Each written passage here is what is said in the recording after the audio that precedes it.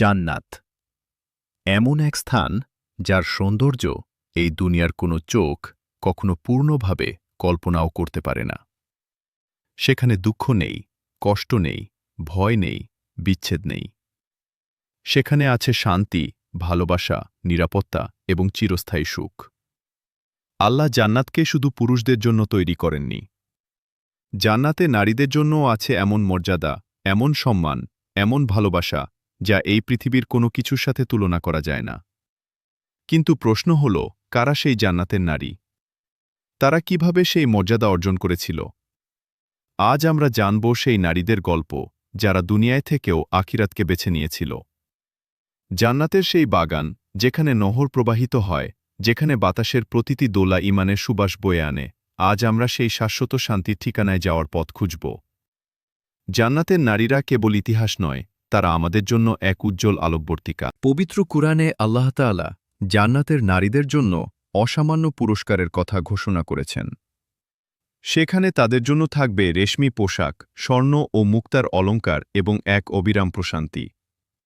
জান্নাতের প্রতিটি দৃশ্য যেন এক একটি অমল ভালোবাসার গল্প বলে যায়। সেখানে ক্লান্তি নেই, বার্ধক্য নেই, কেবল আছে চিরযৌবন আর অফুরন্ত সৌন্দর্য। জান্নাতের নারীদের এই মর্যাদা তারা অর্জন করেছেন তাদের ধৈর্য, ইখলাস এবং আল্লাহর প্রতি অটল বিশ্বাসের মাধ্যমে। তারা দুনিয়ার সামান্য মোহে নিজেদের হারিয়ে ফেলেননি। তারা জানতেন যে এই জীবন কেবল একটি পরীক্ষা, আর সেই পরীক্ষায় উত্তীর্ণ হওয়ার পুরস্কারই হল এই অনন্ত জান্নাত। আজ আমরা যখন জান্নাতের রূপকল্পনা করি, তখন আমাদের হৃদয়ে এক অপার্থিব প্রশান্তি জেগে ওঠে। জান্নাতের প্রতিটি প্রবেশদ্বার যেন এক মহীয়সী নারীর আগমনের অপেক্ষায় থাকে। জান্নাত কেবল একটি পুরস্কার নয়, এটি হল রবের সন্তুষ্টির এক চিরস্থায়ী প্রতিফলন। আসুন, সেই সৌন্দর্যের গভীরে আমরা প্রবেশ করি এবং জানার চেষ্টা করি, কারা সেই মহীয়সী নারী যারা জান্নাতের শ্রেষ্ঠত্বের অধিকারী হয়েছেন। রসূলুল্লাহ ইরশাদ করেছেন, জান্নাতবাসীদের মধ্যে শ্রেষ্ঠ 4 জন নারী হলেন হজরত খাদিজা বিনতে খুয়াইলিদ, হজরত ফাতিমা বিনতে মোহাম্মদ, হজরত মরিয়ম বিনতে ইমরান এবং হজরত আশিয়া বিনতে মুজাহিম। এই 4 জন নারী কেবল আরবের বা কোনো নির্দিষ্ট ভূখণ্ডের নয়, বরং তারা সমগ্র বিশ্বের নারীদের জন্য শ্রেষ্ঠত্বের মাপকাঠি। তাদের প্রত্যেকের জীবনে রয়েছে ত্যাগের এক বিশাল অধ্যায়। কেউ রাজপ্রাসাদে থেকেও ঈমানকে আঁকড়ে ধরেছিলেন, কেউ বা একাকী সমাজের অপবাদ সহ্য করেও আল্লাহর ওপর ভরসা রেখেছিলেন, কেউ বা নবুয়তের সূচনা লগ্নে নিজের সমস্ত সম্পদ বিলিয়ে দিয়েছিলেন, আর কেউ ছিলেন রসূলুল্লাহর হৃদয়ের প্রশান্তি। তারা আমাদের শিখিয়েছেন যে জান্নাত অর্জন করা সহজ কোনো কাজ নয়, এর জন্য প্রয়োজন হয় হৃদয়ের গভীর থেকে আল্লাহর প্রতি সমর্পণ। তাদের এই নুরানি উপস্থিতি যেন জান্নাতের প্রতিটি কানায় কানায় ছড়িয়ে আছে।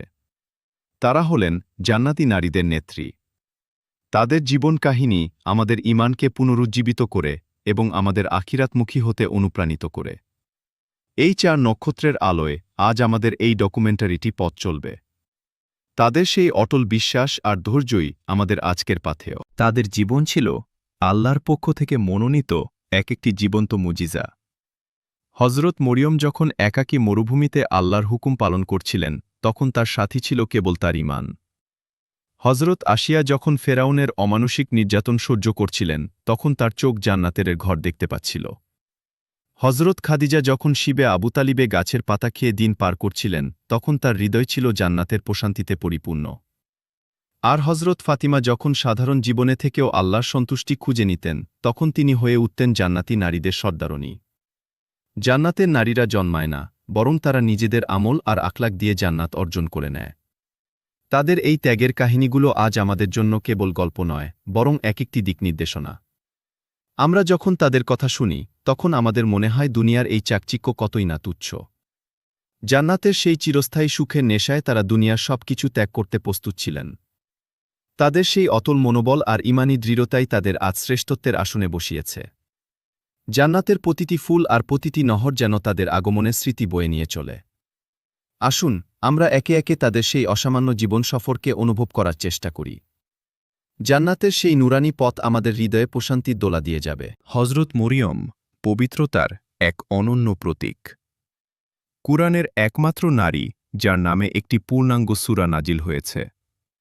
তার জন্ম থেকেই তিনি ছিলেন আল্লাহর এবাদতে মগ্ন। তার মা তাকে আল্লাহর ঘরে সেবার জন্য উৎসর্গ করেছিলেন। তিনি বড় হয়েছিলেন এক আধ্যাত্মিক পরিবেশে, হযরত জাকারিয়ার অভিভাবকত্বে। তার জীবনে নেমে এসেছিল এক অলৌকিক পরীক্ষা। কোনো পুরুষ ব্যতি রেখেই তিনি হযরত ঈসাকে গর্ভে ধারণ করেছিলেন। এটি ছিল আল্লাহর এক মহান কুদরত। তৎকালীন সমাজ তাকে নিয়ে নানা প্রশ্ন তুলেছিল, তাকে অপবাদ দেওয়ার চেষ্টা করেছিল। কিন্তু মরিয়ম ছিলেন আল্লাহর ওপর পূর্ণ আস্থাশীল। তিনি জানতেন আল্লাহ তার পবিত্রতা রক্ষা করবেন। তিনি ছিলেন একাকী, নিঃসঙ্গ, কিন্তু তার সাথে ছিলেন স্বয়ং আল্লাহ। তার এই ধৈর্য আর পবিত্রতাই তাকে জান্নাতের সর্বোচ্চ আসনে বসিয়েছে। তিনি যখন প্রসব বেদনায় কাতর হয়ে খেজুর গাছের নিচে আশ্রয় নিয়েছিলেন, তখন আল্লাহ তাকে জান্নাতের ফল আর সুশীতল পানি দিয়ে আপ্যায়ন করেছিলেন।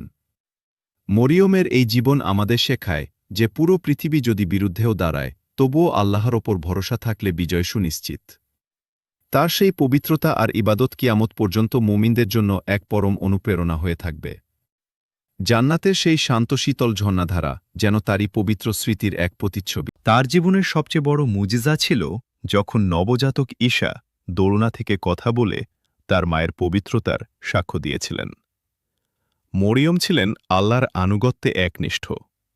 তার সেই কঠোর নির্জনবাস আর এবাদত তাকে এক অনন্য উচ্চতায় নিয়ে গিয়েছিল। জান্নাতে তার জন্য এমন এক প্রাসাদের কথা বলা হয়েছে যেখানে থাকবে না কোনো কোলাহল বা ক্লান্তি। তিনি ছিলেন সিদ্দিকা, পরম সত্যবাদী। তার প্রতিটি কাজ ছিল আল্লাহর সন্তুষ্টির জন্য নিবেদিত।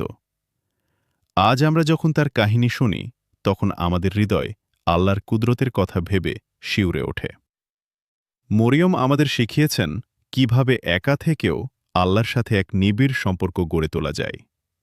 তার জীবন কেবল এক অলৌকিক জন্মকাহিনী নয়, বরং তা ছিল নারীত্বের পূর্ণতা আর ঈমানের সর্বোচ্চ চূড়া। জান্নাতের শুভ্র মেঘমালা আর কোমল আলোকছটা যেন তার সেই আধ্যাত্মিক সৌন্দর্যেরই প্রতিফলন। তার ত্যাগ আর সবরই তাঁকে করেছে জান্নাতি নারীদের মধ্যে অন্যতম শ্রেষ্ঠ। আল্লাহ তাআলা কুরআনে তার প্রশংসা করে আমাদের জানিয়েছেন যে তিনি ছিলেন মহীয়সী এবং অত্যন্ত এবাদতগুজার। জান্নাতের প্রতিটি পড়তে পড়তে মরিয়মের সেই অমর স্মৃতি আজ ও চিরকাল জীবন্ত হয়ে থাকবে। তিনি আমাদের জন্য পবিত্রতা আর আত্মমর্যাদার এক অবিনশ্বর প্রতীক। আসুন আমরা সেই মহান নারীর পদাঙ্ক অনুসরণ করে আল্লাহর পথে চলার সংকল্প করি। জান্নাতের সেই পরম শান্তিই হল তার জীবনের শ্রেষ্ঠ প্রতিদান। হযরত আসিয়া রাজপ্রাসাদের ঐশ্বর্যে থেকেও যিনি নিজের ঈমান হারাননি। তিনি ছিলেন তৎকালীন পৃথিবীর সবচেয়ে প্রতাপশালী ও নিষ্ঠুর শাসক ফেরাউনের স্ত্রী। চারদিকে ছিল অঢেল সম্পদ, দাসদাসী আর ক্ষমতা। কিন্তু আসিয়ার হৃদয় কাঁদত আল্লাহর ভালোবাসার জন্য। তিনি যখন শিশু মুসাকে নীল নদ থেকে উদ্ধার করলেন, তখন থেকেই তার হৃদয়ে ঈমানের নূর প্রজ্বলিত হয়েছিল। তিনি ফেরাউনের চোখের সামনেই মুসাকে পালন করেছিলেন এবং গোপনে আল্লাহর এবাদত করতেন। কিন্তু যখন তার ঈমানের খবর ফেরাউনের কাছে পৌঁছাল, তখন শুরু হল অমানুষিক নির্যাতন। ফেরাউন তাকে বাধ্য করতে চেয়েছিল আল্লাহর এবাদত ছেড়ে তাকে উপাস্য হিসেবে মানতে। কিন্তু আসিয়া ছিলেন পাহাড়ের মতো অতল। তিনি দুনিয়ার রাজপ্রাসাদের চেয়ে জান্নাতের একটি ছোট ঘরকে অনেক বেশি প্রাধান্য দিয়েছিলেন। নির্যাতনের সেই চরম মুহূর্তে তিনি আল্লাহর কাছে দোয়া করেছিলেন, হে আমার প্রতিপালক, জান্নাতে তোমার কাছে আমার জন্য একটি ঘর নির্মাণ করো। আসিয়ার এই ত্যাগ আমাদের শেখায় যে ঈমান কেবল দরিদ্র বা অসহায়দের জন্য নয়, রাজপ্রাসাদের বিলাসিতার মাঝেও ঈমানকে রক্ষা করা সম্ভব। তার সেই অকুকুতভয় সাহস আজও প্রতিটি মুমিনের হৃদয়ে প্রেরণা যোগায়। তিনি দুনিয়ার সম্রাজ্ঞী হয়েও আখেরাতের গোলামি বেছে নিয়েছিলেন। জান্নাতের সেই সুউচ্চ প্রাসাদ যেন আসিয়ার সেই মহান দুয়ারই এক জীবন্ত উত্তর। তার ঈমানী দৃঢ়তা আমাদের শিখিয়েছে কিভাবে বাতিলের সামনে মাথা উঁচু করে দাঁড়াতে হয়। রাজপ্রাসাদের সেই ম্লান হয়ে আসা জৌলুস আসিয়ার নূরের কাছে কিছুই ছিল না। ফেরাউন আসিয়ার হাত পা বেঁধে তপ্ত রোদে শুয়ে রেখেছিল এবং তার ওপর বিশাল পাথর চাপা দিয়েছিল। কিন্তু আল্লাহর অশেষ মেহেরবানিতে সেই কষ্টের মুহূর্তেও আসিয়া জান্নাতের সৌন্দর্য দেখতে পাচ্ছিলেন। তিনি হাসছিলেন, কারণ তার চোখ তখন জান্নাতের সেই চিরস্থায়ী ঘরটি দেখতে পাচ্ছিল যা আল্লাহ তার জন্য প্রস্তুত করেছিলেন। আসিয়ার এই হাসি ছিল ফেরাউনের পরাজয় আর আসিয়ার ঈমানের জয়। তিনি মৃত্যুকে বরণ করে নিয়েছেন, কিন্তু আল্লাহর সাথে কৃত অঙ্গীকার ভঙ্গ করেননি। আসিয়া হলেন সেই মহীয়সী নারী যিনি দুনিয়ার ক্ষণস্থায়ী ক্ষমতাকে তুচ্ছ জ্ঞান করেছিলেন। জান্নাতের সেই আলোকিত পথ যেন আসিয়ার সেই মহান আত্মত্যাগের সাক্ষ্য বহন করে। তিনি জান্নাতের নারীদের জন্য এক আদর্শ, যে কিভাবে সকল প্রতিকূলতা পার করে আল্লাহর প্রিয় হওয়া যায়। আসিয়ার প্রতিটি দীর্ঘশ্বাস আর প্রতিটি দুয়া আজও আকাশ বাতাসে প্রতিধ্বনিত হয়। তিনি আমাদের শিখিয়েছেন যে আল্লাহর সন্তুষ্টির জন্য যে কোনো ত্যাগ স্বীকার করা যায়।